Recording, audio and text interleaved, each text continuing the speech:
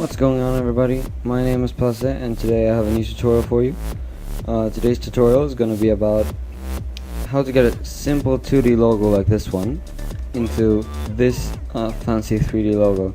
Now, you can do this with any logo you want, as long as it has pretty obvious shapes and clear shapes. If you were to take like a really complicated logo, this could take a lot more of your time. Though for tutorial purposes, I'm just gonna use my own simple logo like this. So what you're gonna need is Photoshop. I think CS3 and above will be fine. I'm gonna use CS6 and Cinema 4D. Basically anywhere from R10. I don't really know below because the only version I've been using is R10 and R13. So I think anywhere in between should be fine. Okay, so let's get on with it. The first thing you're gonna want to do is take your logo and put it in Photoshop. And then you're gonna wanna come to the pen tool right here and click it. And the next thing you're gonna do is we're gonna create a path straight around the object, but you have to make sure that you're not gonna just make a simple path like this one I'm doing right here. You can't just make an outline like this. Now I will make a simple outline just to show you why you're not going to do this. You won't actually see in Photoshop why we won't do this, but I'm just going to quickly show you later. So I'm just going to save this, export path to Illustrator. I've chosen the work path I've been using, clicking OK. Just click fail and then enter. Okay, so now I'm going to show you the real way to do this. I'm just going to delete my work path and start over. Okay, so what you have to do though is mark out every single shape. So this white rectangle here is one shape. Please note that I'm not doing the best I can right now because I already have a shape and I'm not going to fill the whole thing out for tutorial purposes. So this brown rectangle is one shape. This green, oops, I have to just fill this out again with that, and this green thing here is one shape. But what you have to make sure though is that you don't want too much spacing in between, but actually that's quite okay, just having some space in between the shapes, because if you get them too close so that they would be one and the same, see here they're still two different ones, but if they were actually to be the same, then you're gonna have problems in Cinema 4D with the coloring, because if these two would be connected right here, and then this would be one shape, and that would cause a lot of trouble. So we don't want that. I'll show that later. So when you finished your entire shape, which I haven't, but I have a file, so that's fine. Then you're gonna go to File, Export, Paths to Illustrator, choose the work path that we've been working with, click OK, and then write a name and save it wherever you want. I've already got mine right here, so I'm not going to do that. Now you can close out of Photoshop. You don't have to save your picture if you don't want to. What you're going to go and do next is you're going to choose the file that you've saved. You're going to open up in Cinema 4D and drag it in. Yes, I just had an old file open. So now what you're going to see here is a bunch of different options. There's connect splines and group splines. The spline is basically the path that we've just been working with, and you're going to have these ticked and just let everything be. The scale is just how big it is, but I guess you can figure.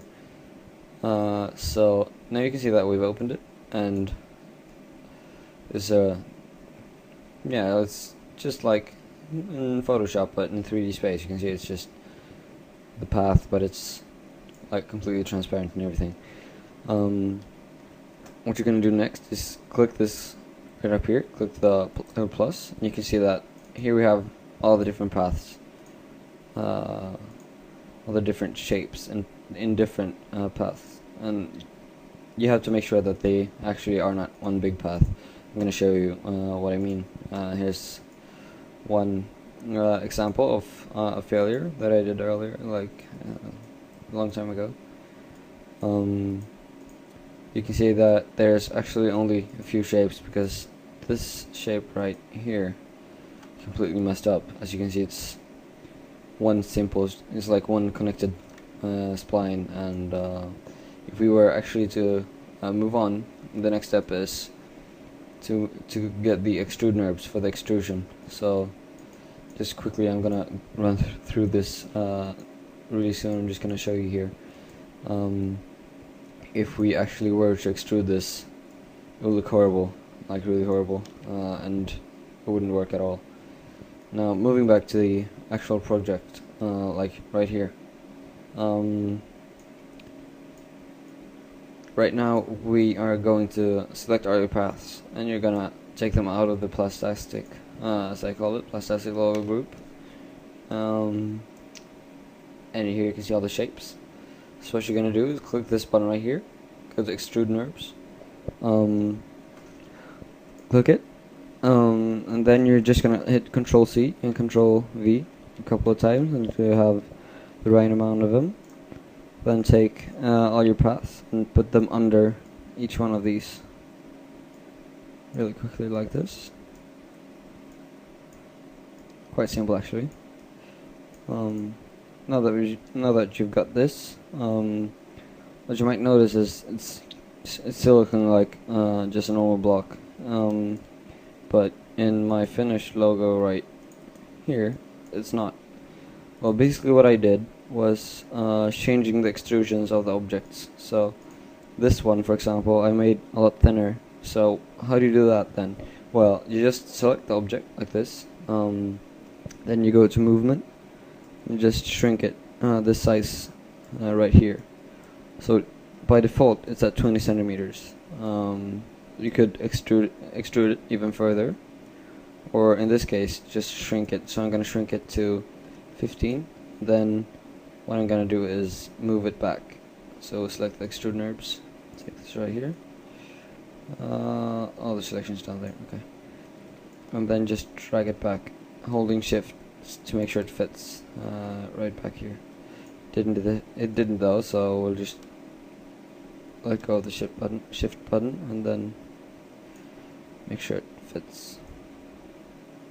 And that should be fine. I think I want to have it in the middle though, so somewhere around right here should be fine.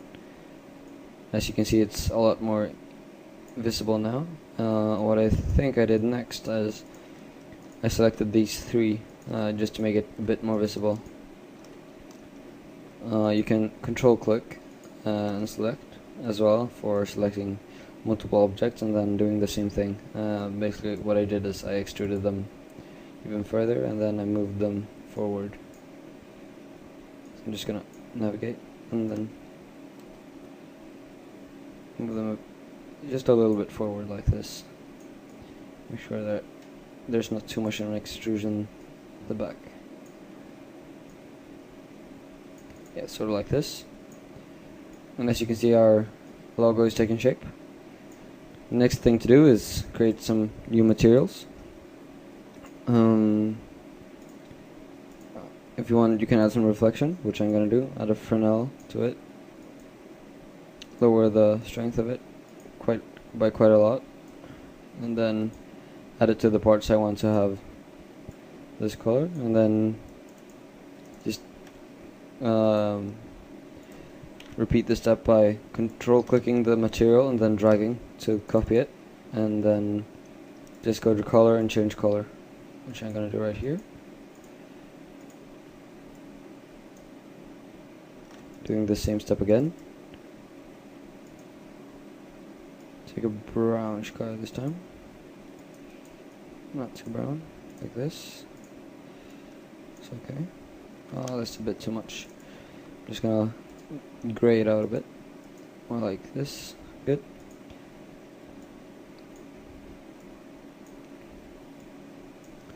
Oh, these colors aren't gonna be the exact same because, yeah, well, I don't have the time for that. Next thing, so now that we've colored out the logo, next thing we're gonna want to do is, what was this? No, never mind. Next thing is go to the light tab. I think if you have an older version, it's under. Yeah, it's just add a light object, add a light, and then go to this button right here, add an array. Take the light under the array, and then go to the light properties.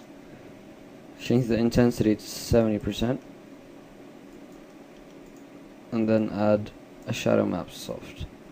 That should be it. Then just change your perspective, as the logo right now is in the middle of the picture, but we want the light surrounding the object. We're just gonna move it around a little bit, like this and like this, pretty much centered right now. And as you can see, there's an array of lights. These dots around here are lights surrounding the object. The next thing to do is just going to the array right here, spacing it out a bit, like 370 should be fine for me in this case. Of course, you have to do this as a personal preference for your object, the size of it, and make sure it fits. And then what we're going to do next is just move it up a bit, like this should be fine. Next thing to do is just choose an angle. You can add a camera if you want, but I'm not going to do that. I'll just take from straightforward this time, and just render it out, see what it looks like. And that looks a bit too light for me. I'm just gonna lower down the intensity on this one to maybe 50%. It looks a bit better. And then go to render settings, choose the settings you want. I'm gonna just take full HD on this. It is the size of my screen, and it's pretty good to have a big size for using the object for later use and stuff. Then make sure you go to save and go to click alpha channel, because otherwise it won't be transparent and you'll have a black background around your object. Choose PNG as your format right here, PNG. Go to anti-aliasing, best, and then depending on your computer, I have a quite good computer right now, so I'm gonna take 8x8, and then also adding global illumination. I'm not gonna do too much about this right now. I could, if you have a bad computer, you might want to lower some of these settings. Like these. I'm not gonna do that either. I usually raise them, but I don't need that right now for the tutorial purpose. And then, and then go back to save. Click this button right here, and choose where to save it. I'm just gonna save it on my desktop. Tutorial, like that. And then when you're finished, just hit the render button, and while this is rendering, you can see it's already rendering out fine. So I hope you enjoyed this tutorial. Please comment, like, and subscribe, and yeah, I'll see y'all later. Bye.